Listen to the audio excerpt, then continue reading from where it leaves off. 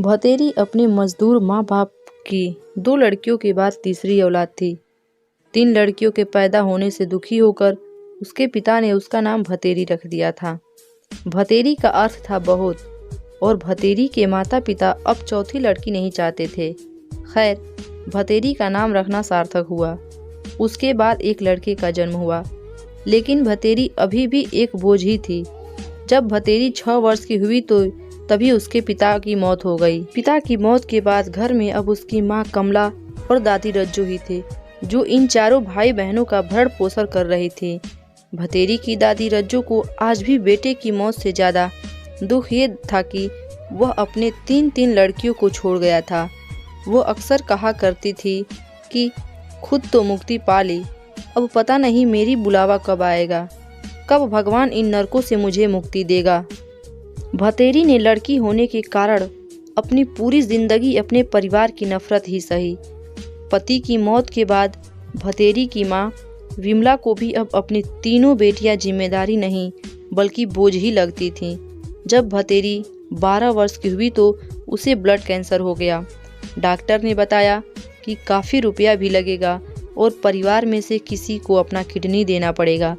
Doctor ने साफ कहा था कि देने वाले की जान को कोई खतरा नहीं होगा।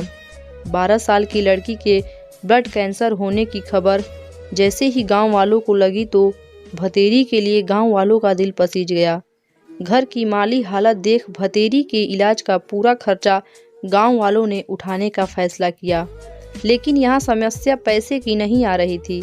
ग्रामीण समाज आज भी भावनात्मक समाज है। कई व्यक्ति थे जो भतेरी के इलाज के लिए पैसे खर्च करने को तैयार थे, लेकिन इस बोझ के लिए परिवार में कोई भी अपना किडनी देने को तैयार नहीं था।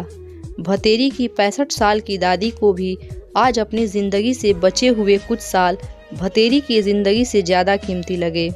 वो लड़की थी, इसलिए उसके परिवार के लिए उसकी ज़िंदगी बोझ थी।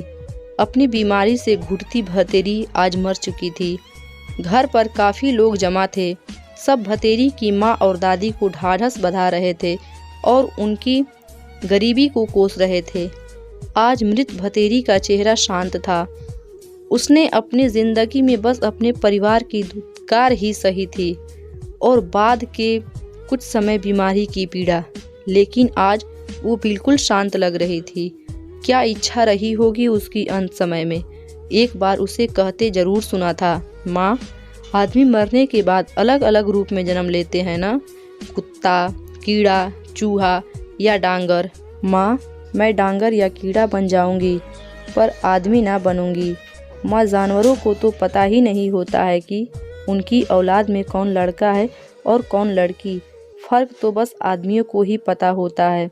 शायद भगवान उनकी अंतिम इच्छा पूरी कर देगा, उसे मानव नहीं पशु योनि में जन्म देगा। ऐसे ही और वीडियोस के लिए हमारे चैनल को सब्सक्राइब करें और वीडियो पसंद आई है तो एक लाइक ज़रूर करें। धन्यवाद।